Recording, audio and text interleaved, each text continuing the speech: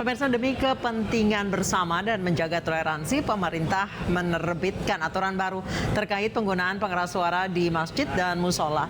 Aturan ini meliputi penggunaan pengeras suara luar dan pengeras suara dalam.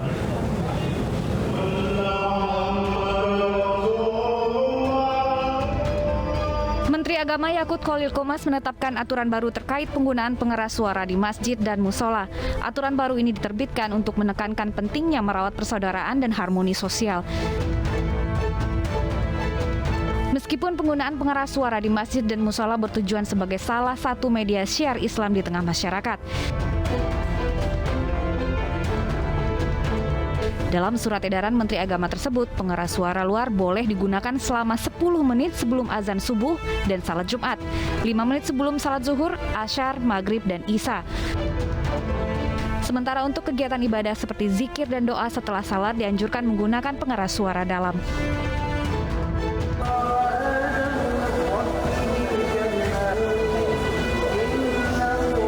Tidak hanya itu, Menteri Agama juga mengatur kualitas pengeras suara yang digunakan harus layak, bagus, dan tidak sumbang saat digunakan. Kementerian Agama akan bekerja sama dengan pemerintah daerah, Dewan Masjid Indonesia, dan organisasi kemasyarakatan Islam, serta takmir masjid dan musola di Indonesia untuk melaksanakan aturan ini.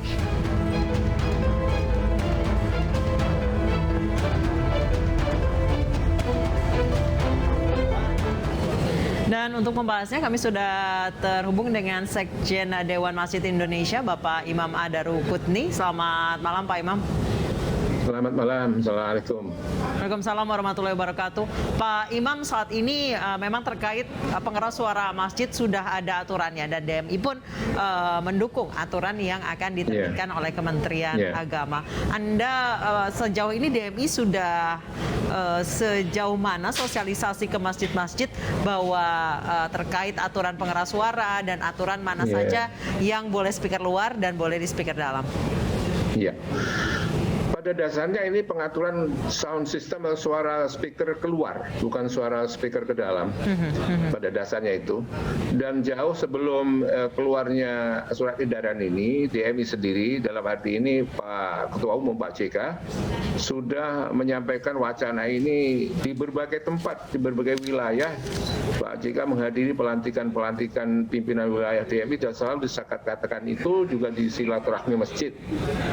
Ini maksudnya supaya juga kita bersiap-siap mewacanakan ini dalam segala aspek tinjauannya lah itu.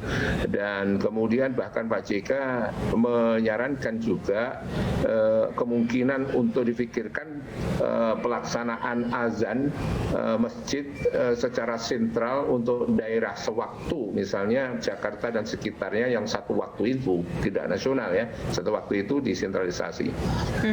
Pengaturan atau pikiran pengaturan suara speaker luar masjid itu terutama lebih dikarenakan semakin banyaknya populasi masjid dan juga intensitas dari suara speaker luar itu yang saling berdekatan, juga saling berbenturan suara, saling keras mengeraskan dan itu tanpa menghiraukan efek-efek audio kita sebagai masyarakat pendengar, baik itu umat Islam khususnya maupun juga apalagi tinjau dari berbagai kemajemukan masyarakat itu sendiri.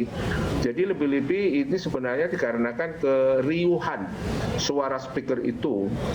Jadi misalnya di Jakarta itu hampir 4.000 masjid ya. Jadi ini tetap dalam kerangka syiar juga.